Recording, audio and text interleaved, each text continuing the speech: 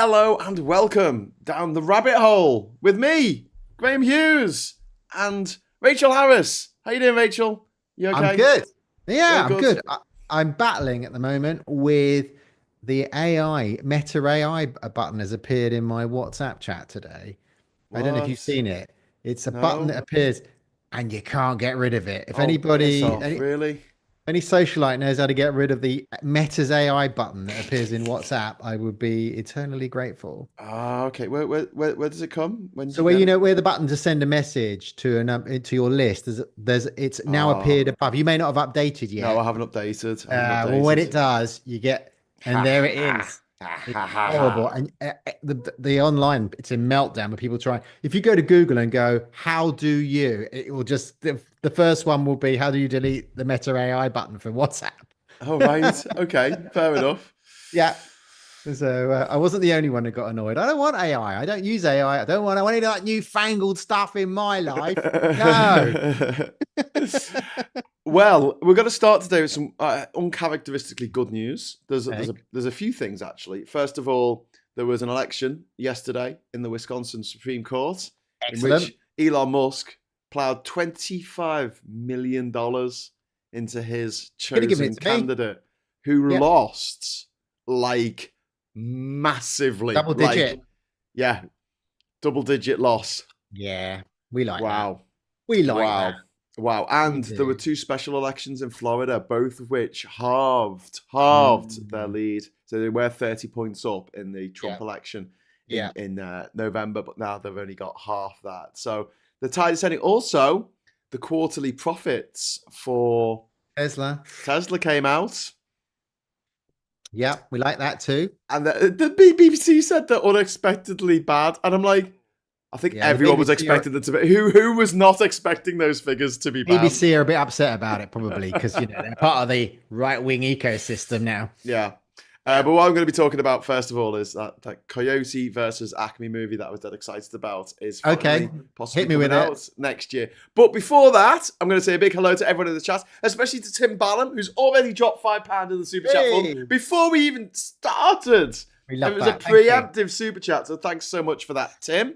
I'd like to also give a big shout out to Benjamin and to Tim, Sarah, Hi, Dog Sarah. 4x4, Asperger's Europe, Simon Smith in the chat, and Diz there with his little blue spanner. How you doing, Diz? If you would like to join our friends in the chat here, what you need to do is hit that subscribe button, hit the big juicy subscribe button, and you can opine. But don't be a troll, because we will mute you and boot you. Yeah. And yeah. Well, why don't freedom of speech? These people in America whinging about freedom of speech, and then they're saying at the same time, we're going to arrest you. We're going to look at your social media profile, and we're going to arrest you if you said Yeah. mean things about Donald Trump. Like, There's a great on The Humanist today before we get to he talks about Bill Burr, the comedian, the right wing, well, he's left wing comedian, but he's saying that it was really good. It's worth going. It's on The Humanist today. yeah, Mike Figaro or Figaro, whatever his name is, and it's the right are running out of puff on outrage and clickbait, and and he talked about the Snow White being a Latino and blah blah blah, and they are running out of puff in that they're trying to get outrage. And you remember they were always moaning about PC and I hate woke and I hate trans and pronouns and all that stuff. yeah, And now they get outraged about the most snowflake. And there was this gamer called the Cowboy, and he's like, I don't effing care if there's a black person in this game or there's a trans. It's a fucking game. Just play the game. It's the rich people distracting you. It's a working class battle. I'm up for it, but leave yeah, black people and trans people alone. Just play the bloody game, or yeah, don't play the game. I don't care. If you have a go about it, I'm gonna block you from my site. I yeah, don't care. I've had enough. And yeah, it's the fatigue on the right of trying to be outraged about pronouns and trans people and black people and in every film, and it's almost people even on the right are going, hang on a minute, didn't you tell us not to, that woke was bad and we should get, that they were overpowered. Now aren't we doing that now? And yeah, it's like yeah, there's a sort of yeah. light coming. It's a really good analysis, and Bill Burr is the comedian who effing blinding about We are all snowflakes on the right now. Yeah, they are. They are getting outraged at absolutely everything. They Everything always must be did. They exhausting. always did. I mean, we grew up with Mary Whitehouse trying to Yeah, ban Warner Brothers cartoons off the telly yeah. because they were too violent. She thought we'd watch like a Tom and Jerry cartoon, Nice and link. then we'll put our like younger brother in the oven or something. Do you know what I Yeah, mean? Like yeah. it's just. Oh, I and she didn't know. want any sex on TV. No one was allowed to say a naughty word. Yeah, And she was like, but she went after cartoons. You know, yeah, if she's just going after, I don't know, Channel 4, you know, yeah. Channel 4 But, dramas like the Chamomile Lawn and stuff, fair but what was enough. But it? cartoons. She's like, oh, these cartoons are very violent. Kids are going to Yeah, watch them and then they're going to become violent. And I'm like, love, shut the fuck up. Like, when you were a kid, people used to go to public executions with their yeah, kids. They'll take yeah, their kids to go and watch someone be hanged. I'm yeah. like, Those are the good days. no, I it's think, like, oh no, don't let them watch this cartoon. It's too violent. yeah, Oh my so God. like the running man, I'm bloody going to Yeah. run. It's coming back. I think it's almost like I tell you what the cycle the way it explains it for me is like the incel movement is like smoke cigars, buy Ferraris, beat your woman up. Yeah, it's easy being on the right because we're guys. Because on the left it's all pronouns and being nice to each other. That's hard work. But on the right, yeah, we just slap people about and go, yeah. But it's not that anymore, is it? Because on the right, you've got to be outraged about Yep. everything. That's All the time. exhausting All the time. all the time. So Yeah. you can't just smoke cigars and go, oh, women. Blah. You can't. That's not what it is anymore on the right. You've got to be. It's harder on the right than it is on the left, where you just have to be nice to people and be Oh, that deep. would be nice. God. Oh, that nice. Welcome to. We've got another super chat coming in from Tim, which is very kind. Tim's really very Hey, kind. thank tonight. you. Tim's always very kind. Tim's a top chap. Yeah. Suit Alona says he'll pay for petition signatures. Didn't pay. Oh my God, really? Through and through crook. So one of the things that thanks for the super chat, mate. One of the things in this election in Wisconsin is that he was offering, you know, like he did in America, where in America, Well, he in fixed the the whole Trump election. election, Yeah. he was offering money for people to register and people to say they're going to vote for Trump, and then he was they did a lottery where it was supposed to be like you were supposed to win $1 million if you. So I mean. Yeah. I think buying votes, literally buying votes, but it didn't work. I'm wondering. I mean, if you watch, I know I've recommended Chris Norland, Yeah. the guy in South Korea who talks about Musk a lot. He's a professor at a big university and he does economics. And the Musk stock on Tesla's been inflated so much by all these stock inflators who are paid on YouTube to say it's brilliant, and they're selling their house and their firstborn to buy more Tesla stock. It's going to go up. It's brilliant. If it's so inflated, and he's now having to reposition Twitter inside another company because he over borrowed on that. Yeah. It does feel like a bit of an Enron going, and it feels like there's a lot of money moving around to say this big, but it does feel like it's the dominoes are going to suddenly one day we're going to wake up and there's going to be a crash on all his because it's all tough. It feels like tough. I've got some news. Ooh. You know, there was a truck called the Nikolai. So you've got the Teslas, and then there was a guy who made the Nikolai truck, right? Now the Nikolai Tesla, and it was a heap of bullshit. It was hydrogen powered, of course. It was going to be bullshit, and they had this demonstration where the truck famously went down a hill. Like it didn't have an engine. It just gravity just pushed it down a hill, and they went, "Look, it's going. We've got this technology working now." He went to jail. He went to jail for a long time for embezzlement, fraud, defrauding, investors, saying he had tech that he didn't have. So he was one of the three, along with Sam Bankman-Fried and Elizabeth Holmes, who went to jail for, these fucking mad startup companies that were bullshit, right? Yeah, all the crypto pyramid stuff. Trump's given him a pardon. Oh. And What about the woman with the blood machine? The what? The woman with the blood machine. That's the one Elizabeth Holmes, yeah. That was her. She's still in jail.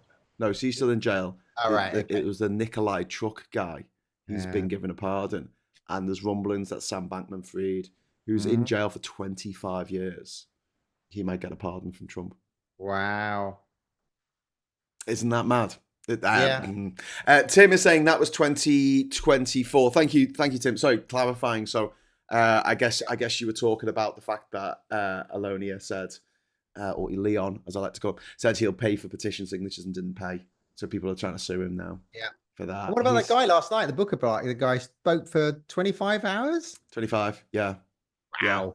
To break a record that had been set by a racist old twat who had filibustered for 24 hours and like 17 minutes or something against the Civil Rights Act. Wow. He wasn't successful in his filibuster. They got it through anyway. But yeah, disgusting old racist. His record has been beaten by a black guy. So that's good. And most of the 25 hours that he spent talking, he just slagged off Trump the whole time. Brilliant. So that was nice. Can't argue with that. Yeah. Last night was a good night. Yeah. No, there were a few. I mean, look, it wasn't to block any kind of major legislation. Right. It was more performative than anything because in the Senate now, in fact, they don't have the filibuster in the House of Representatives anymore. They got rid of it because it was a stupid thing. But they still have it. Oh, no. I think they still have the filibuster, but you actually have to do it. Whereas in the Senate, you say you're going to do a filibuster, and then you have to have a filibuster breaker vote, which has to be 60 out of 100. Right. So you need a supermajority to break the deadlock if someone says that this is one of those stupid rules that the Tories make up, where they say if one person complains about a wind turbine, it can't be put up. Same sort of thing. And so, no one's really had to do a filibuster for many, many years because it's just... And what a filibuster is basically you have a set amount of time for a debate, and when you get to your feet, you're allowed to talk for as long as you like in the Senate. And if you talk so long that the debate runs out of time, there's no vote taken on the debate, and then it has to go back to committee stage. They did that to Liz Truss in Parliament. She was going to raise some nasty anti-trans bill almost before she was kicked out. And she stood up, but loads of the Labour MPs stood up and talked it out. Yeah. When they were talking about the love of pottery and stuff, weren't they? Just like random shit. It was just as long as you run out of time for that particular debate. Yeah. So that's good. So I mean, there's some glimmers of hope on the horizon, just about. But I wanted to talk about Wile E. Coyote. So one of my favorite Looney Tunes characters of all time is Wile E. Coyote. Yeah. And I found out a few years ago that they were making a movie called Coyote versus Acme, and they were going to make it in the same way as Who Framed Roger Rabbit, one of the greatest movies ever made. Yeah. Which came out when I was 9. I mean, I couldn't think of a more perfect movie to come out when I was 9 years old than Who Framed Roger Rabbit. Yeah. And it had Jessica. I've still not over Jessica. Yeah, and they had Daffy Duck and Donald Duck in the same film. They had Bugs Bunny and Mickey Mouse. I mean, the fact that they pulled all that together with the IP in that movie is just... And then the technological advances that they did to make it all work seamlessly. I had the Panini sticker album for Who Framed Roger Rabbit. I still remember it now because you get these stickers which were like you had to put like 4 stickers together to make the whole picture. So you like have one sticker missing so you wouldn't get the whole picture. And they never quite lined up properly. It was the most annoying thing as a kid who possibly was a bit ADHD, a bit OCD. I was like, it never lines up, Panini. When you cut these things, one of the tricks I used to do when I was dating Emma early in our relationship was to get her somehow to say, could you do that anytime? And I go, no, only when it was funny. I used to do that all the time to her. Sometimes I still catch her, but it's like... Well, yeah. So this movie, they were making it. And then there was a new guy came in charge of Warner Brothers who seemed like an absolute tit. And he decided to get rid of these 3 films for tax purposes, just tax write-off. So they spent 70 million on this movie. And they planned to make it a tax write-off for 30 million.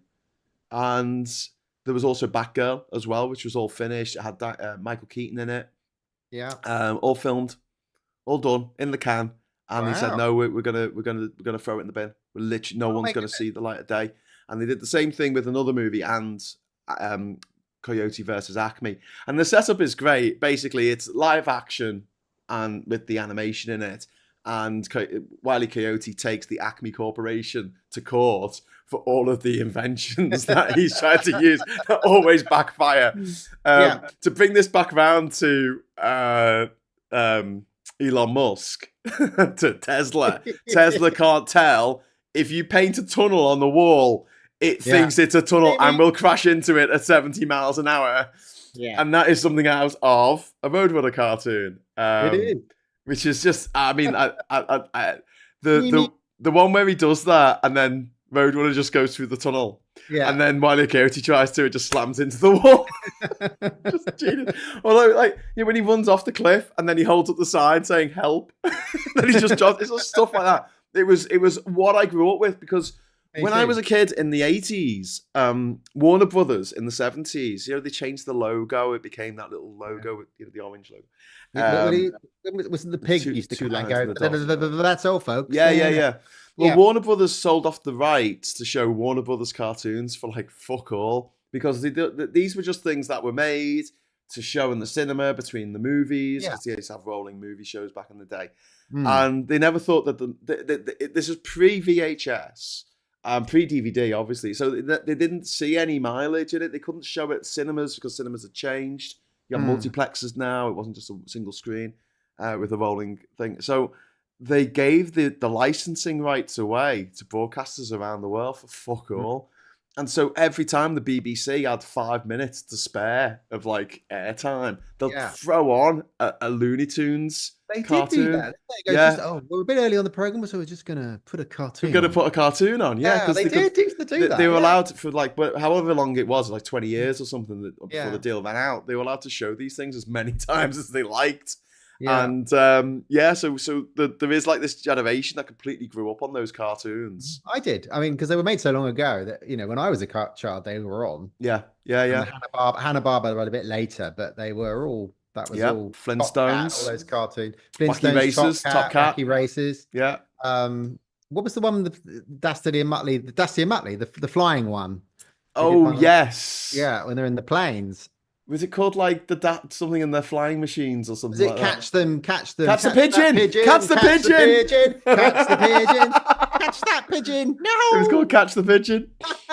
Absolute genius. Scooby Doo, Scrappy Doo, little annoying bastard. Let me at him. Would you do it for a Scooby sector? Woo! Yes. Do you reckon?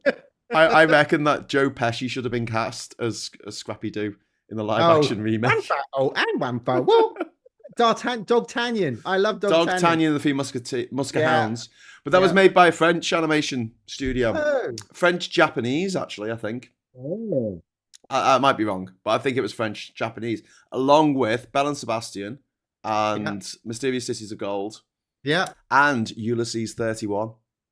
Oh, I don't remember. Which is fucking brilliant. It was a retelling of the Odyssey, but in space. And as I've said many times in this channel, any story is better if you set it in space. I know. That's the rule. I'm not going to argue with anyone. I heard your Seven Samurai in the Magnificent Seven. Seven Samurai in space. Come on. Who doesn't want that? Actually, fucking The Mandalorian was Seven Samurai in space. He'll turn up at a village and he'll help all the people in the village. Yeah, true. Yeah, it is.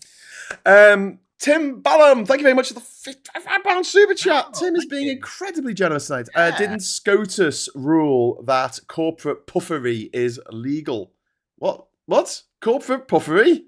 Does that mean you wear wigs and powder loads of white? It might mean like, being being a bit sort of puffery camp, Oh, is that, are they saying it was a good thing or a bad thing? I think Tim's saying it's a bad thing. Oh, right. But okay. I think corporate puffery might mean something like giving money away to people standing for election and stuff. Because there was a thing called the Citizens United ruling, where they decided that any corporation could give any amount of money to any politician at any time. Yeah. And that was about 2011, I think, that they brought that in. And since then, politics. Well, the end of the matter was when because they voted in the 70s about allowing corporate lobbying. Yeah. Because it used to be banned up until something that ran in the 70s. And then they allowed lobbying and corporate money into politics. And that was basically the end of America, really.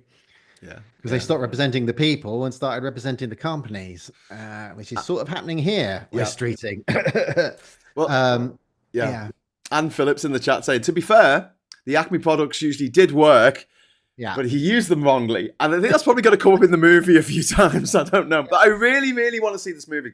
Anyway, so Warner Brothers shelved it, but a distribution company called Ketchup Entertainment, who released Ferrari, the Michael Mann movie, Ferrari, a few other things. They also have just released The Day the Earth Blew Up, which is a Looney Tunes movie. I've not seen it. It's North American distribution only. But I think that was made in 2012, and that was shelved. Like they made the whole movie and just went, right, we're all done. Right, stick it on the shelf. Tax write-off. Wow. Unbelievably Crazy. infuriating. All that work. It's like an art form. It's like painting the best, a Rembrandt and never showing it because it's art. Film is art, good or bad. It's art. Yeah. And you need to see it. It needs to get out there. There's so many stories of studios making these really dickhead decisions and interfering in movies and making the end worse. But I will say this in defense of the studio system.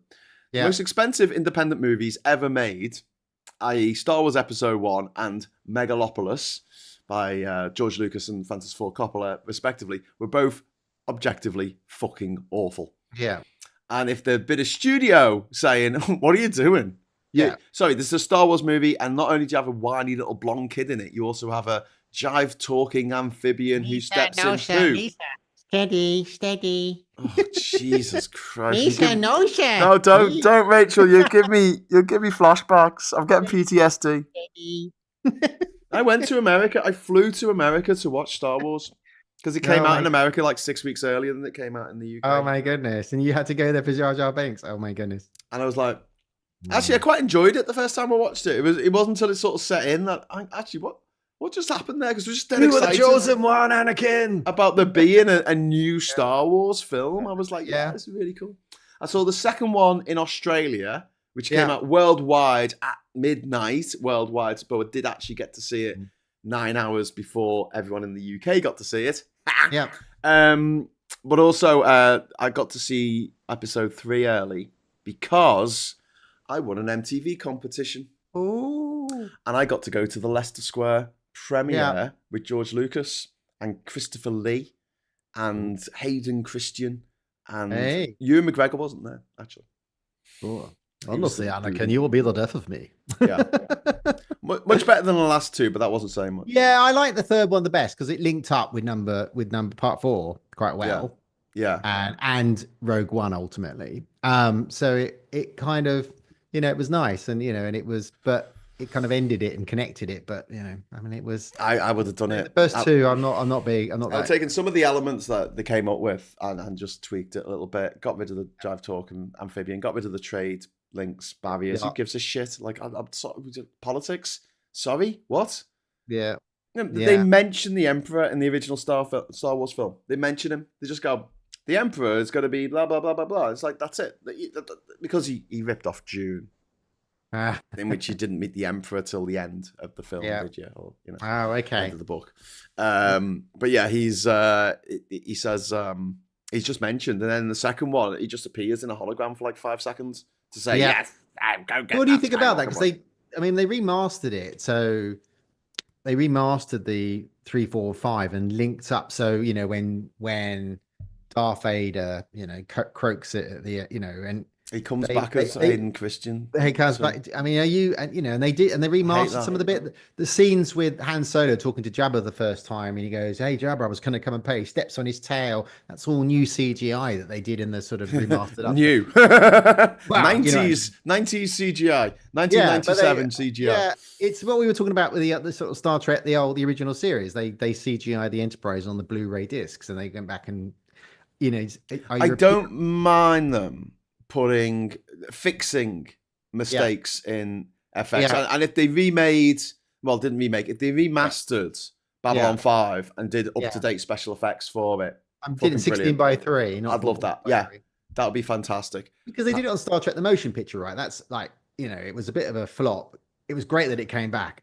It's about 9 hours long, and there's about 4 hours of the Enterprise going into Voyager, and it's like all the colors, and they're all sitting in the seats and all winking at each other and going through Voyager, and winking at each other, and then there's more colors and more shapes in the kaleidoscope, and they're all sitting there winking at each. Goes on forever, and then they remastered it, and I don't know, in 2001 or something, and and I bought the remastered version in HD, and it's just sharper boredom.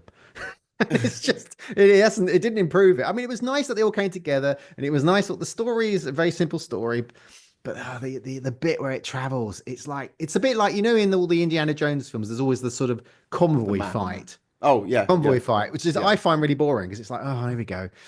And it's really bad in number 4, the Crystal Skull, when they're going on the top of the hill and they're all fighting. I mean, that's no, where they go through the jungle and they had the machine to knock down but it's the same. The trees. Yeah, in a jungle where a lot of the trees are like tropical hardwood trees. That you could not knock them down with a fucking skyscraper. Like seriously, Russian vehicles, and then they blow that up and they keep going. I'm like, who's made this road through the? I'm sitting there going. But it's the same. The motion picture is like you could have cut like 25 minutes out of that traveling into Voyager. Okay, it's big, we get it. And I don't know, it just, you could have really shortened that film to make it a bit more. I mean, that's why the Wrath of Khan #2 was so bloody good, because they chucked all the writers off and brought better writers in and said, let's go back to an episode and make it more Star Trek-y. Yeah. So anyway, that's made it a sequel to the episode Space Seed. But they did CGI the fuck out of it. It didn't make it better. no, but I don't mind like fixing certain bits of VFX, like in the Star Wars special editions in 1997.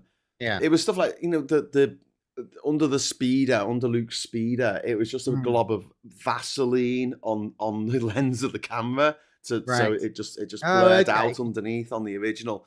Oh yeah, so fixing that, I mean, great, whatever, who cares? Yeah, but changing out characters and putting, like, getting rid of Sebastian Shaw playing Anakin at the end, and replacing it with Hayden Christensen, I thought that was really disrespectful. Yeah, that's the bit I was actor. Really, you know, I know he's only in it for 5 seconds because he dies, but I mean that moment where he says, you know, the most beautiful words in the galaxy to his son, he says, "You were right." Even better, tell your sister you were right. Luke's like, hell yeah. Not only am I going to blow up this bloody Death Star, kill the Emperor, I was right. Hey, it's been a good day. It's always a good day. Tim has dropped £5 in the Super Chat Fund. Thank you, Tim, to explain what corporate puffery is. Corporate puffery is what Theranos was done for. So making shit up that isn't true in a corporation environment to get investors to invest in you and then stealing all their money. I guess that's corporate. Famous. Was he the guy at the end of Marvel that raised his hand and half the characters disappeared? Him. He just clicked his fingers. In a metal glove. I can't emphasize enough. You can't click your fingers in gloves, okay? Just gloves. Just put a pair of gloves on, right, and try and click your fingers. You can't. No. How did he do that with a metal glove on? Because he's special. He's bollocks. Superpower. Did you watch them? Did you watch the last one, the Endgame? Endgame, yeah. Fantastic. Yeah. That was that should have been it. That's it. I mean, they do like a spin-off in Marvel. They have exhausted that franchise to death. But I did like, I watched all the Marvel spin-offs, Jennifer Jones, Iron Fist, all that stuff. I watched all the Jessica Jones. So have you got a copy of my book? Which one? The first one? Man of the World. Yes. Yeah. So the publisher of my book, the guy who owns Atbosh, is a guy called Jared Bendis, and his brother is Brian Michael Bendis, who is a comic book writer in America, and he's the guy who invented Jessica Jones. Hey. So there you go. That's my another lane to fame. Hey. Yeah. True story. Well, that's interesting. Well, I mean, I actually, of all the sort of Iron Hand and all that stuff, I think the blind lawyer one, what his character was, the woman. Daredevil, that's it. But I think Matt Murdock. She was, yes, that's right. It was really good. I think hers was the darkest in a way, because fighting bloody Neil, what's his name? Doctor Who. Neil Tennant. He's in the Pet Shop Boys. You mean David Tennant, who named himself after he named himself after Neil Tennant from the Pet Shop Boys. Oh, my God. Because his real name is David McDonald, and he had to change it because there was already a David McDonald in acting, and you can't have the same name as another actor. Yeah, no, that's right. Okay, that makes the same. Yeah, so there you go. Okay, David Tennant. Senior moment again. You can tell I taking Leprozole. It makes you. I'm rubbish at names. So David Tennant was such an evil character. I know, he's brilliant. How he would just make people walk off roofs or whatever, and he was like, "How are you going to beat this guy with earplugs?" because Yeah. he made people do stuff. He made people do stuff when they heard his voice. So they put him in a room where his voice was modulated or something. So he was a soundproof room. Yeah. And then he managed to escape from that. And I'm just like, put earplugs in. Just put some music on. The others are ear cancelling headphones. Big fuck off Beats headphones. Yeah, I suppose that's... Yeah. Plot hole. Plot hole. Plot hole. Nazis die I was screaming at the TV the whole way when we were watching that. Going, but you can just So what I mean, film? Yeah. If there was some kind of spell that he could put on people, like it was a mental thing, like I thought, if it was a mental thing that like he had the powers of Dr. Xavier and he could just make people do stuff. Okay, right? You're taking over their brain. But they make it specific, and this is his Achilles heel, that it has to be, they have to hear what he says. Yeah, okay. Interesting. Some of these deaf people, I just go up and kill him. It's like that. Yeah. All these school kids come and start stabbing him, and then the camera pulls out, and it's like a school for the deaf. And he's like, it's like when Spider-Man's ever around, and in some way, a baddie can't just get like a big glass tumbler, turn it upside down, and drop it on Spider-Man. Get out of that, Spidey! He's like trying to climb up the wall. But it's like every which so many films have got these coast under it, put it out the window. Many films have got those weird plot holes, haven't they? It's like, I mean, every Bond film, lock him away in some indiscriminate room where it's with one inept guard. I could shoot him now, but no, not be too easy. I'll let him have his watch and his, it's fine, and his belt buckle, it's all fine. He always has just the right gadget for any particular situation, doesn't he? I need this 007. There's an oxygen breathing mask because you're probably going to end up in a pool with sharks on this mission. Yeah. That's something that happened in Star Wars Episode 1 where they're walking around in their Jedi cloaks and they go, oh, we're going to have to go underwater. And they pull out these things and put them in the mouth. And they got like a utility belt, like fucking Batman under the... I mean, what is that about? Well, actually, I got a feeling those things were the things from Thunderball because he looked like exactly the same. What was the point of all that? What was the point of them going in a boat and then there was some sea animals and they attacked? So we just watched The Living Daylights because we're going through all the one. Living Daylights. Was that Aha? Yes, and she gives him, she gives him an Aston Martin Vantage, and he ends up having to go across a lake, an ice lake.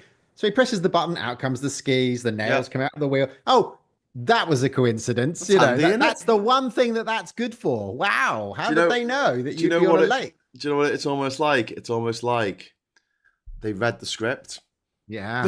So they knew what was coming. They knew what was coming next. But anyway, to go back eventually to Coyote versus Acme. It's been rescued. Mission, aren't you? Yes, back to the mission. Back to the mission. End these side quests. Maybe we should call it endless side quests. I'm the side quest, and you're the. It feels like the rest is history, right? You're the clever one, and I'm the one who goes. So what did Captain Cook do then when the cannibals ate his crew? I'm the guy that asked the questions, and you're the guy that answered. That's how this is working, isn't it? I love that story about Captain Cook. So if you go to Tonga, there's like an information board up, and it's like Cook's Bay or something, named after Captain Cook, who came here in 1783. And it's a big long explanation about how they came, and the chief, the king, was going to eat them. They were all going to be eaten, and they thought they'd fatten them up first. So they gave them a big feast and dancing girls and drinks. They were going to cook. Yeah. They had a great time. And then there was an argument between the king and the people around the king to decide whether, when they should eat them. Like, should they eat them that night or should we wait till the morning and then we'll eat them then? And because no one could decide, they all got away. But they all were like, bye then. And they left and they called it the Friendly Islands because they were like, what friendly people were on that island? There's a joke in there about Cook's crew, Cook's stew, but I'm going to have to work on it a bit. But there's a gag in there. Captain's cook. When I went to Tonga, I was with the cook from the cargo ship I was on, and the captain of the ship. So I was with the captain and the cook to go to Captain Cook's Bay. Anyway, Ba-bum. But top tip, whenever you go anywhere on a cargo ship as a supernumerary, as a passenger, the first friend that you need to make is the cook. Is the cook. In the book. Make friends with Cookie every time. Definitely. Coyote versus Acme. It's been rescued by Catch Up Entertainment, who bought the right off Warner Brothers, and it's going to be released next year. Hey. Looking forward to that. Well, we're all going to yeah. be a it'll probably be a lot happier than 2073 was. So let's go and do that. Did you watch 2073? No, I can't. It's terrifying. Oh, God. It's No, brilliant, but I very, recommend very, very depressing. I've told loads of activists and campaigners to watch it. I said, if you want to get passionate, watch this. Because all my friends who are activists and campaigners watched it. They went out for a large drink and then they dusted themselves down and now they're fighting hard. So you can do that. I don't think I can take it. So I'm looking for fluffy things in my life that make me happy at the moment. I'm at that stage of my life. I'm trans in the UK. I look for happy stuff. And Phillips is saying, presumably you saw the episode of Space where Simon Peggs is furious about Phantom Menace and attacks a kid who asked for Jar Jar Binks. I've seen an interview with Simon Peggs since then where he talks about that and he feels bad about it, because the backlash was so severe. Yeah. And I guess it was a little bit uncalled for. But when people say, oh, well, it was so hyped up and you couldn't have expected it to be good, I'm like, bollocks. We have very, very hyped movies that come out and are actually good. So Endgame and Avengers Endgame was fucking brilliant. It just was. It was. But you can spend a lot of money. So we were talking about it last week, 200 million spent on Waterworld, 220 million spent on Waterworld, and it was a bollocks film. Kevin Costner, Mad Max on the Ocean. Yep. 94, was it? 95? Something like that. Yeah, but that's the first film to cover, Titanic was over 200 million, and I really like that film, and it's a good movie. Good movie. And some of all those other Cameron films, what were the Avatars, the first one I quite liked, and it 200 million dollars to make. Some of them can be good. Oh dear. Well, Lord of the Rings, because as a huge Tolkien fan growing up, I was so excited. I was talking to my mate Ben about this last night because he came up for the Ash gig in Darkness, and I said, "Do you remember we went to the Jacaranda to celebrate the fact that we found out that Peter Jackson had been given the Lord of the Rings films to make?" I mean, this is when it was supposed to be 2 films, and then he was arguing for a third one. So it was really early on in the process. But we were huge fans of Bad Taste, Meet the Feebles, Brain Dead, and he also did a film called The Frighteners with Michael J. Fox, which is fucking brilliant. It's a little bit like Beetlejuice.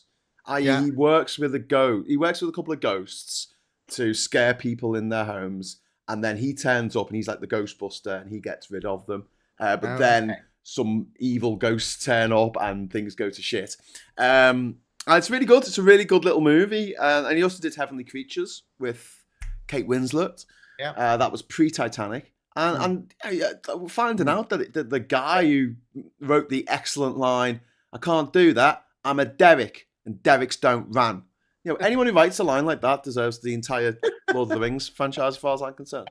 We were absolutely made up, and there was huge expectation on those movies, and they delivered. They're fucking brilliant.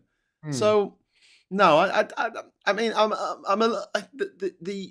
the outpouring of anger at George Lucas for those movies was a bit disproportionate because they are. I mean. But still, it's Jar Jar Binks. The more you watch it, I mean, it becomes. It's like anything; it becomes less annoying, and you can sort of concentrate on other plot parts. But I think one of the other films that I watched, I didn't know where a studio interfered and the director didn't go to the opening night was Aliens 3. Yeah. And I thought, it's a very, when you watch one, it's the classic. Number 2, Aliens. Bloody brilliant war movie. Yes, great film. The first one is a haunted house in space movie. The second one is just a war movie, isn't it? It's just a war movie. Vietnam. That's just bloody brilliant, man. Now we're really fucking, man. It's Vietnam in space. Yeah, it is. It is. Great. We're going to get out to space, nuke it from above. All that stuff. It's great. Great lines. It's great everything. You come at night mostly. All that stuff. Love it. Number 3 is really confusing, right? And it's like it's okay. It's an Aliens film. It's a bit of a mishmash. Then you buy the box set and you buy the uncut version of it, the bit that the director wanted to go out. Number 3 is a completely different film. Yeah, it's just a completely different film. And you go, oh, that's where the fucking cow was there. That's how the alien was in the cow. Yeah. Oh my god! And then you start to work out all the plot line in number 3. No wonder the director walked out because David Fincher's first major feature film. Oh wow! Was Alien 3, Wow. and then he went on to make 7 and Zodiac. Oh, they're good films. Panic Room, loads of really good films. But Yeah, yeah, they're good films, Alien 3 is a fucking dog's dinner. Yeah, You know but the the original fourth- script? It was a monk planet, and the planet was made of wood. The Okay. planet was made of wood in dear. space. Like, Yeah, cocaine is a hell of a drug. That's all I can say. I'm Yeah, glad they changed that idea. But you know, I one of the things about the Alien franchise and Alien Romulus, which I would recommend. I think Alien Romulus is an excellent film. There's a few niggles I have with them aside. But it's an excellent film. You seen the new Aliens film? Yeah, that's what I'm talking about. Oh yeah, sorry. Yeah, Alien Romulus. But yeah, the point is that they decided that Sigourney Weaver had to be in all these movies, and she totally didn't. She didn't need to be in them. The movies are called Alien. You stick other people in that same situation. It's like feeling like Arnie needed to be in Predator 2. He absolutely didn't. Predator 2 is still a pretty good movie. It's he's moved from the actual jungle to the urban jungle. Danny Glover's in that, isn't he? And Bill Paxton. Oh, yeah. Rest in peace. But yeah, I don't. I don't feel like we needed Sigourney Weaver to be in the third one, and she definitely did not need to be in the fourth one. No, Alien the Resurrection. It was a bit strained. That it was getting a bit strained, the story by then. I think I like the new one. And what did you think about sort of linking up Alien and Predator then with all the Alien Predator? Alien versus Predator. Yeah, all those. Oh, they were a bit crap, weren't they? Because I could live with the first one in the snow. Was that the one that was in the Antarctic or something? First one is secret livable. pyramid in the Antarctic. Well, they're the one where they nicked all the gangsters and people and dumped them on a planet to fight aliens. You know, they pulled them off Earth. Do you see that? They had the guy from the piano, not piano, the pianist. No, that's called Predators. That's Predators. Yeah, that's Predators. I thought that was excellent. And there's another one called Prey, where it's the Predators come down and they're fighting Native Americans, and it's a Native American woman. Good. I love that. That is a really good movie. Really good. Really good. And it's one of those where she uses her toolkit. You know, it's not just like the chance of. I hate it when you watch a movie and you're like, the goodies win by just startling coincidence. You know, like James Bond just happening to have the right gadget to hand to get him out of this tricky situation. Yeah. I like it when you've got a setup like Ripley being able to use the load lifter. They're like, oh, you're not a get away from her, you bitch. Woo! And what they're forgetting in the original movie, she's a trucker. They're all truckers, aren't they? They're all deep space truckers. That's what they are. Just moving shit around. Yeah. And the fact that she can use the load, what's it called? The power lifter, power loader. Yeah, the power loader. And then that's called back at the end where she over there. Yeah. But she didn't need to be in that Alien 3. I was really disappointed. I hated the fact that they just killed off Newt and Hicks from the get-go. Yeah. After all that, they just died. And that seemed like a shitty horror movie thing to do. You know, like in, I don't know, Friday the 13th, part 2, where it just starts and the woman who went through all that in part 1 just gets killed in the first 5 minutes of the movie. And you're like, well, what's the point? Oh, we talk about Austin Powers, The Spy Who Shagged Me, where it turns out that Vanessa was a fembot all along. Oh, yeah. She's a bloody fembot. She's a bloody fembot. But it's like, so what was the point of doing all the stuff in the first movie? But that was a comedy, so I let them off. But I hate it when they do that in movies. The fembots are nicked from Star Trek original series. They nicked the fembots from Mud. What did they have? Did they have guns in their nipples? They were all robots with giant boobs, and they didn't fight, but they were all robots, and they were all Mud's wives. It's called the episode, I think, based on them. Chris C is saying I prefer Daniel Craig as James Bond, but Sean Connery is the one and only Bond. Spectre, smash. David Niven. Yeah. He's the one and only Bond. He's the one and only Bond for me. Ernie Byrne says Red Letter Media's takedown of the prequels is actually brilliant and makes them worthwhile. It's very true.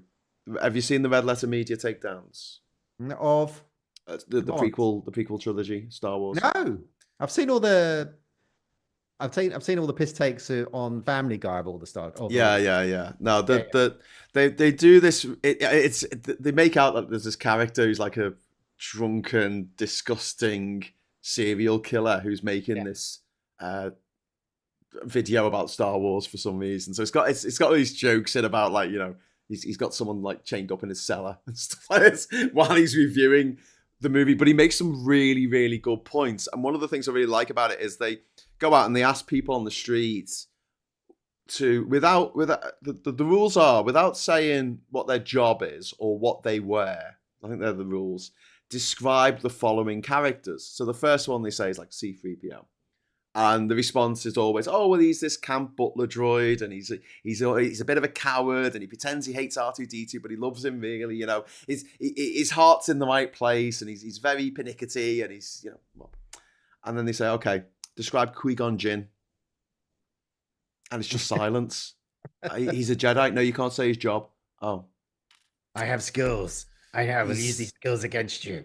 He's very noble. And they go, okay, describe Han Solo. Oh, well, he's this, you know, he's a space cowboy, and he pretends not to give a shit about anyone, but, you know, he's only in it for himself, but he comes back in the end, and his character grows, and, you know, his relationship with Chewbacca and all this. And they've got loads of things to say about him, about his character, without necessarily saying what his job is, right? Then they go, Queen Amidala, and they're like, she wears these mad clothes. Like, you can't talk about what she's wearing. And it's just silence because no one's got anything to say about it. What's her personality? What's her drive? Kemi Bednart. You never see him in the same room together. They've got the same voice. Yeah. Side by side. It just really hammered home how badly written those movies are. Because the question you got to ask about Star Wars Episode 1 is, who is the main character in that movie? Yeah. Who is it? Well, Anakin. Well, he doesn't turn up till an hour into the movie. Yeah, but then he doesn't do anything. Yeah. Otherwise, it's a bit of everybody. It's a bit of a sort of a community film.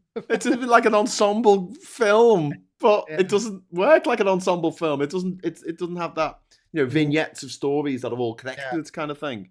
Yeah. Like Magnolia or something like that. No. Yeah, it's true. It's one of the big failings of it. It's written really, really badly, and I think that if George Lucas had got a competent writer in just to do the script and make sure that it all stuck together logically, I think it could be a very, very different beast. You get Obi-Wan Kenobi young as a young Padawan, and he's, you know, so that's Obi-Wan Kenobi. I know him, so I'll hook onto him. Yeah, and then you get a little bit more of, you know, Liam Neeson's character, and then Anakin rocks up. Well, I know who Anakin is. Right, okay, and you're leapfrogging around looking for scraps of people that you know from the main three films. Yeah. Joanna says, don't get me started on Predator. Even as a child, I was going, what the fuck? A nuke detonated next to him and he's alive. Yeah, but he jumped over a log. Yeah, the log. Don't you know logs are nuclear proof? In the Cold War, we built all our nuclear bunkers out of logs. You know, it's a very unknown quality. Yeah. You are one ugly fucker. Simon's saying plot hole for all space movies. Lasers aren't effective weapons as they can be reflected by a mirror. Yeah, that's true. And you're back to Moonraker again. 12 people get out of that shuttle with 12 seats, and then there's like 40 of them on the moon base. I'm just saying, it's just massive flaw. It's like we don't notice. But did more people go up? No, it's one shuttle. One shuttle comes up from Earth to see, because they can see the space station. There are 12 seats in those shuttles, or maybe 14. You see about 10 of them come out with their tummy lasers, which are not very maneuverable to fight, moving your tummy around. And then, you know, and you see a lot of the Americans getting massacred, and then there's like 30 of them charge his base, and then they all get back in their one shuttle with 14 seats in it again. And he's like, hang on a minute, there's something wrong with this. It's like, yeah, just saying. It's also launching a submarine, right? You've got English sailors, American sailors, and Russian. 3 different types of sub, everything in a different place. So half the bloody things are written in a different language for the Russian sailors. They all get on and they manage to launch it, get the nuclear power up, get the steam turbines going, power it all up, open the tubes and fire a torpedo in 3 minutes of the ship before the ship sinks. That is not going to happen. Yeah. But if you are in space, like firing a bullet in space, that'll go straight through a space station. That'll go straight through a spaceship. Make a hole. That's it. Everyone inside depressurized, dead. Yeah. End of. Also, though, what about old Jaws? Goes off with his girlfriend and he goes, Jaws, we're stuck. Can you help us? And Jaws goes, yeah, all right, because my missus wants you to. So crunch, crunch, crunch. Shuttle breaks away, and she goes, cheers, bye, and off they go. And it's like, and then next thing, the bit that they happen to be in breaks off, and Roger Moore, when he goes, they'll be all right. Will they? That wasn't designed to go through Earth's atmosphere and plunge into the ocean, and they were going to survive. But that's what happened. It wasn't designed for that. It looks like he's attempting re-entry, sir.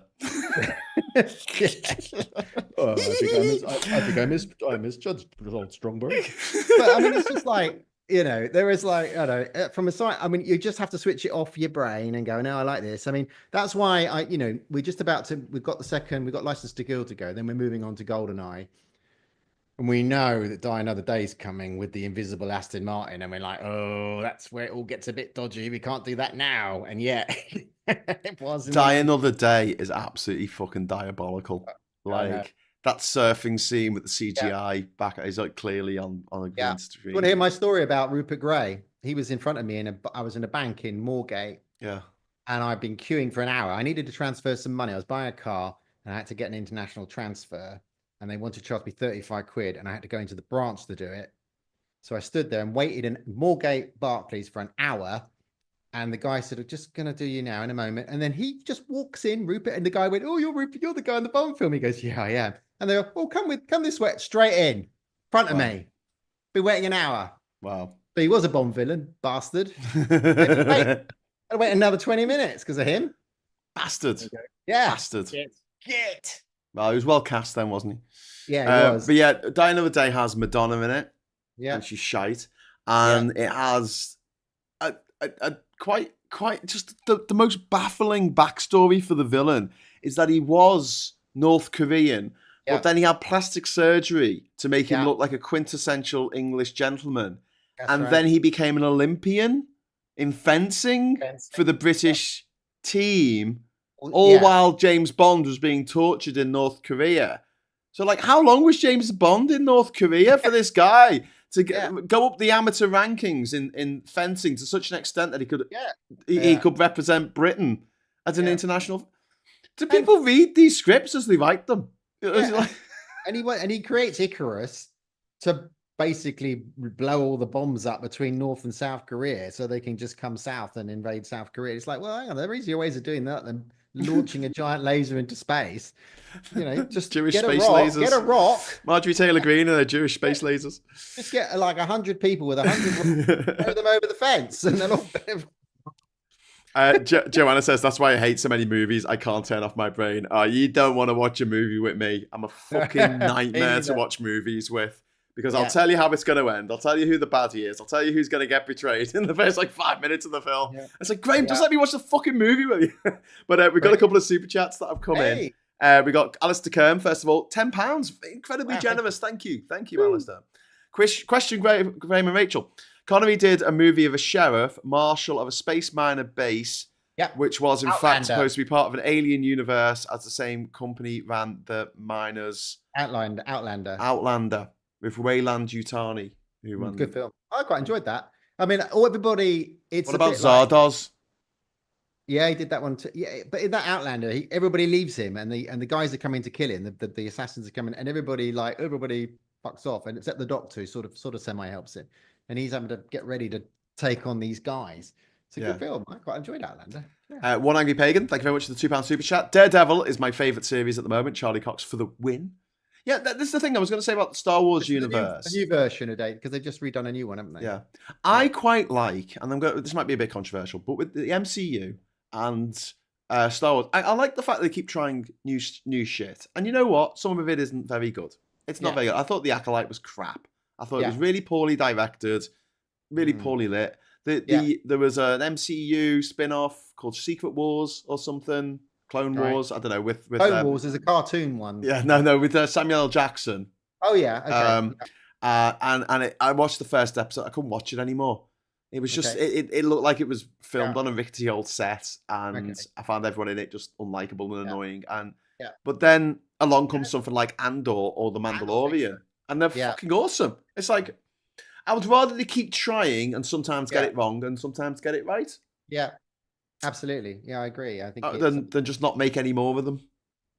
Yeah, I like Andor. I haven't seen the second series yet, but I'm gonna head Chris that way C. soon. Chris C saying, Graham, you'd be ordered out the room if you tried that at mine. I also I drive Catherine Yeah, up the wall but because she's deaf. I have to stop what we're watching and then explain something, yeah. mansplain something. Oh, And I it's just do like, this to just Emma. let me watch. Just let me watch the fucking movie. My wife, I did because my wife is, she doesn't watch. We're watching Dark Matter as I told you at the moment, and we did all the Star Treks, and when we were doing the Next Generation, like the Enterprise C Yeah. rocks up when the universe changes because something changes, and I said, oh, you remember that episode where so and so was in it? Well, she's meant to be dead, right? She died in the first season. Now she's here in this alternative. She goes back and she's going to be coming back later. And that's because, and I was trying to explain to her, so that's the Enterprise C is really, this is a significant, and she's like, why, can we just carry on? And it's like, no, this is really good because, I mean,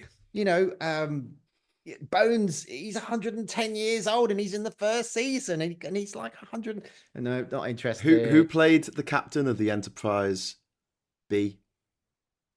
The guy from Ferris Bueller's Day Off. Alan Ruck, who Alan played Ruck, yeah. Cameron in Ferris Yeah. Bueller's Day Off.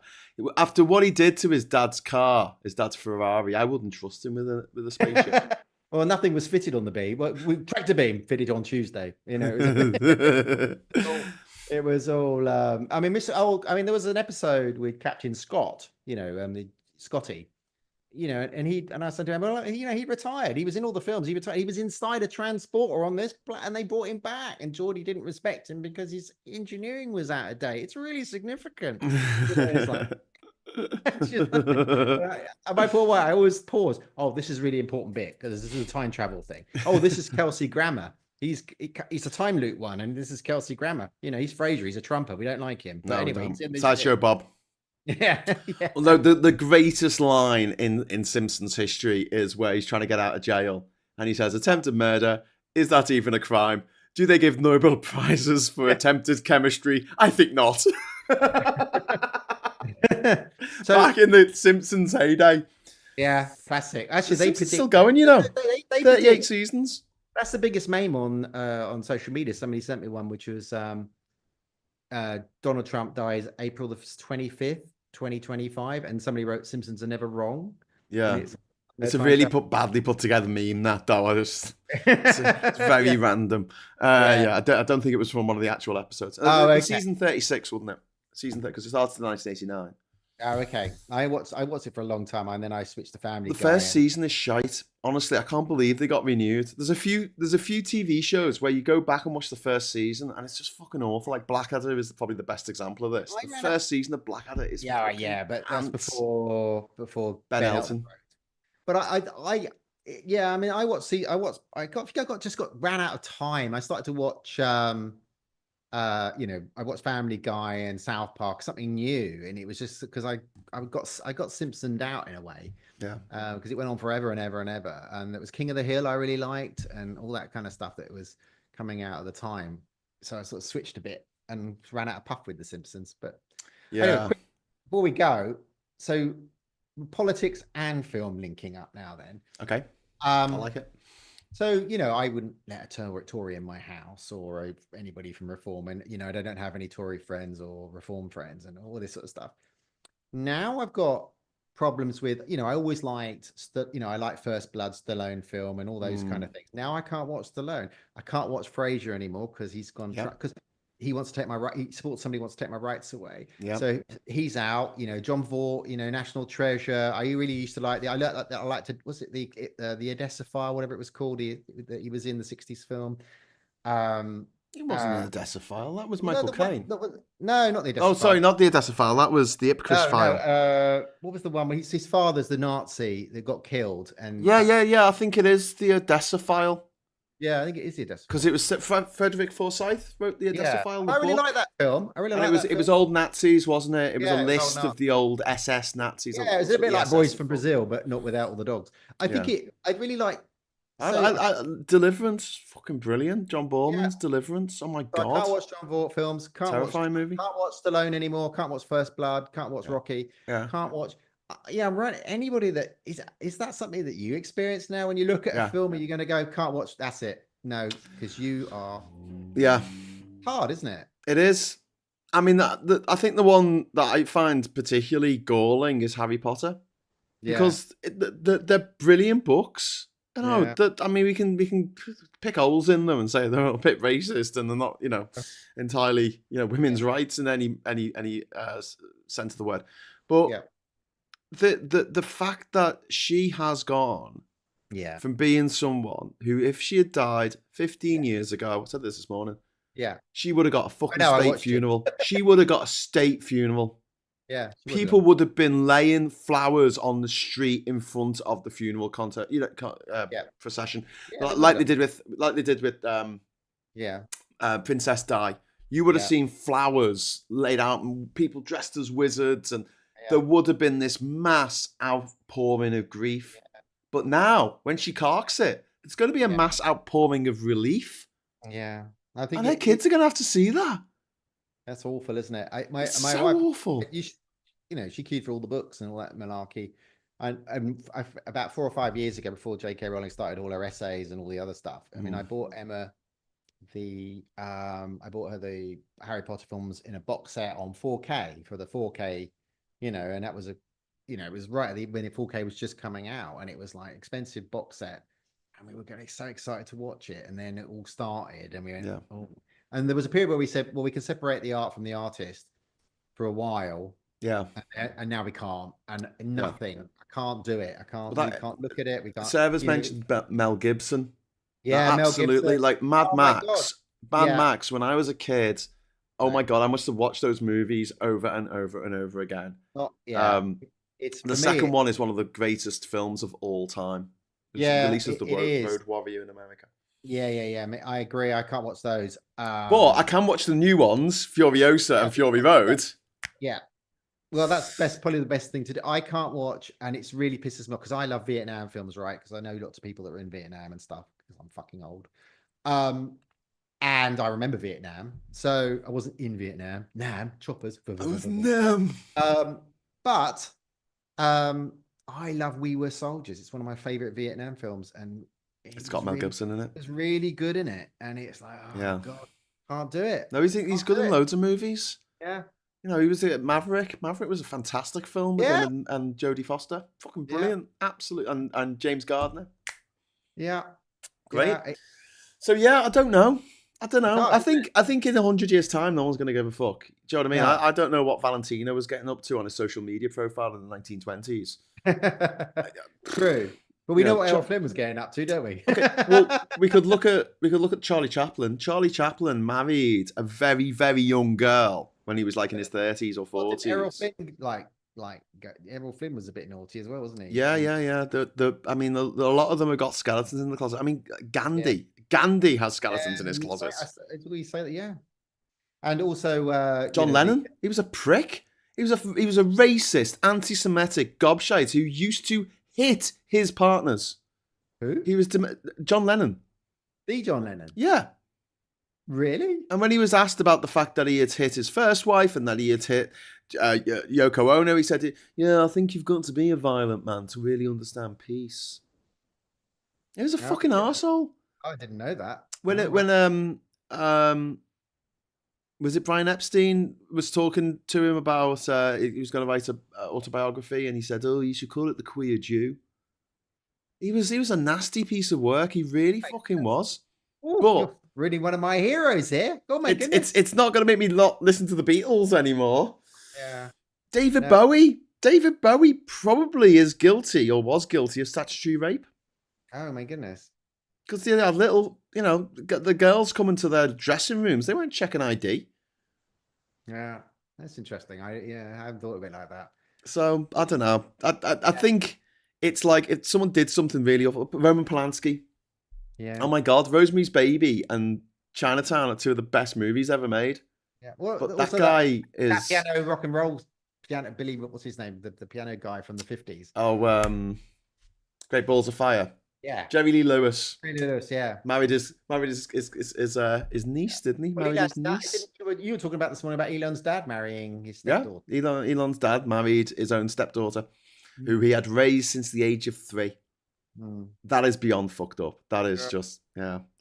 also though, what was his name? Did all the '70s films? Banana, and all the Woody Allen. Woody Allen. Yeah, married his stepdaughter. Mm.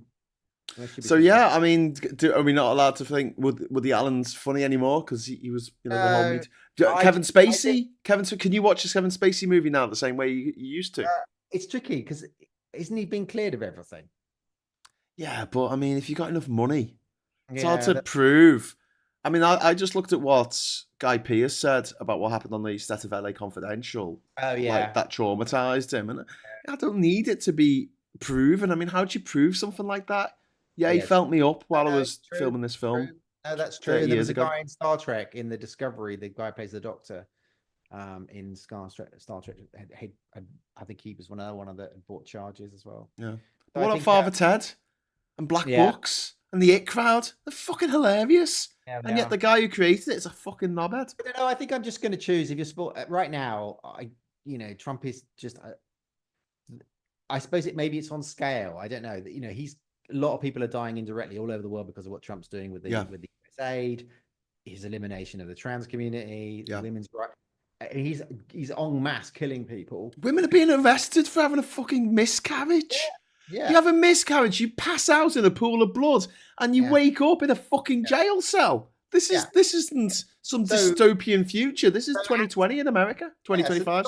Science is about to change the world. Instead of us all going left and fighting wokey and lovely and being great and fighting for climate change and getting on with our space age Star Trek future, he's going to turn us into the Biff timeline, and the world's going to be fucking awful. Yeah. And I think if you're an actor and you like him for that, because what he's doing is on a universal scale.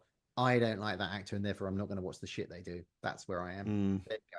Yeah, I think maybe once the actual actor or director or whatever has carked it and they can't cause any more trouble, then fair enough. And also, they have a realization and they go, "I'm sorry." I was going to say, like the fact that Roman Polanski escaped justice, he was going to get away with it anyway. Do you know what I mean? Like he wouldn't have gone to jail. He's too rich. But the fact that he ran away before sentencing and before the trial could come to a conclusion, and he's lived over in Switzerland, and he's made more movies. He made The Ninth Gate with Johnny Depp, who's also problematic. That film is a scary bloody film, especially near the end. It's good though, isn't it? But I mean, I think now, a lot of the things that I liked growing up have been tarnished by revelations later in life of these actors who just turn out to be wrong-uns or directors. On a pedestal, but then, whose name comes up first on Lord of the Rings? Harvey Weinstein. The Weinstein Company. It's the first credit that comes up. Yeah, that's true. Weinstein Company presents a wingnut film. Yeah. Well, there you go. I mean, I think that's it then, isn't it? We know the conditions we'll forgive, and right now I'm not watching them. And there's so much much good stuff out there. Anyway, there is so much good stuff. For people that we backlog of films, but we don't know the horrible yet.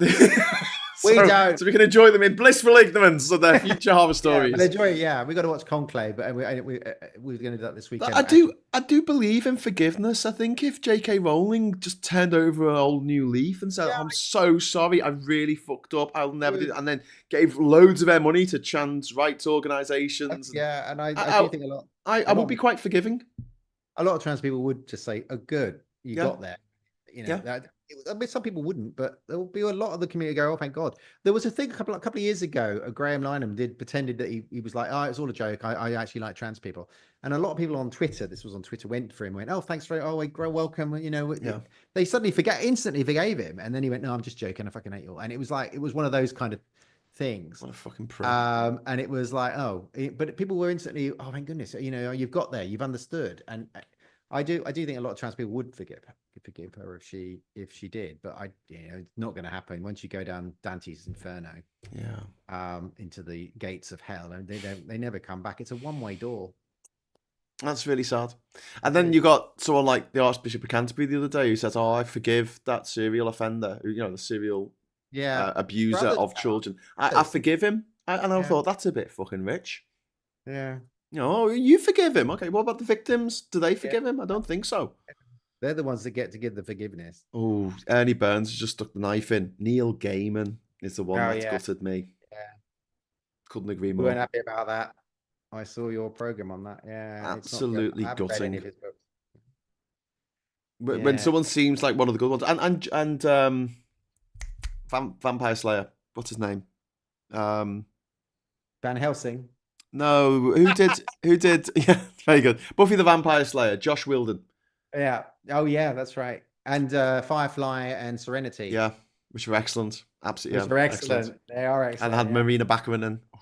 Yeah, oh, yeah. And she was in Stargate as well, and Stargate Atlantis. Oh. Yeah, but Neil Gaiman and Josh Whedon both went to very expensive British private schools. Yeah. I keep going on about it, Rachel, but I think it just fucks right. people up. I've been following him a long time. I know think you're going it about. fucks up everything.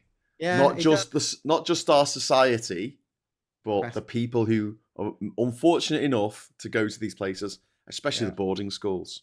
Yeah, it just feels like it bangs out the empathy, and that's what empathy is. What makes the world. It's like Elon, isn't it? Why is everybody? We got the world's too woke. It's empathy that's making the world weak. And then it's like, why has everybody been horrible to me? Oh, it's not oh, for God's sake! Why doesn't anyone have any empathy? Why has everybody been horrible? What to you mean? me? The thing that you said was wrong with Western civilization was all the empathy. Yeah, we should care less about people. Empathy's fun. It makes you can feel, and feeling is good. Yeah. Anyway, I better go because I need to have some food, and I thought I might come back later at 9 o'clock when Trump's supposed to be. Geos go. Oh, at 9 o'clock is the big tariff thing. Wars, but I might fall asleep. I don't know. I'm tired. I'm knackered. I've got a hangover. Let everybody do the analysis and do it tomorrow night. Do it Thursday night. Oh, Ash and the Darkness last night was fucking brilliant. I'm so glad I went. I thought you didn't like the Darkness, but you like Ash. Oh, Elon is gone. What? Diz? What do you mean? Elon is gone. You mean he's gone? Is he gone? Gone to Mars. Oh, quick, hang on. I didn't bring the party poppers up. Trump said he was going to kick him out of Doge at some point, didn't he? Yeah. So I'll just check on the BBC. Dodgy. Tell us more, Diz. He's gone. He's definitely gone in terms of like he's not all there. Yeah. CNN. It would be, he's taking a lot of hits. He is. Nothing coming up on CNN yet. It might have just been announced on the radio or something. Exactly. Well, there you go. That's good. On the Trump by Musk. Good Omens is brilliant. Yeah, Good Omens is fucking great. Good. But Neil Gaiman. I assume they think they need to get him out, and he needs to go and try and save Tesla, which he won't do. Can I just imagine that all the good stuff was written by Terry Pratchett, and then it'll be all right? Yeah, I've only written one. Is it Trillions? Is the only book I've read by Terry Pratchett when I was a kid. Trillions. Don't know that one. Yeah, it's the one I read. Yeah, Sandman. Sandman was fucking excellent. I read Sandman as the comic back in the early 90s. Was it Dark Horse Comics who produced Sandman? I can't remember.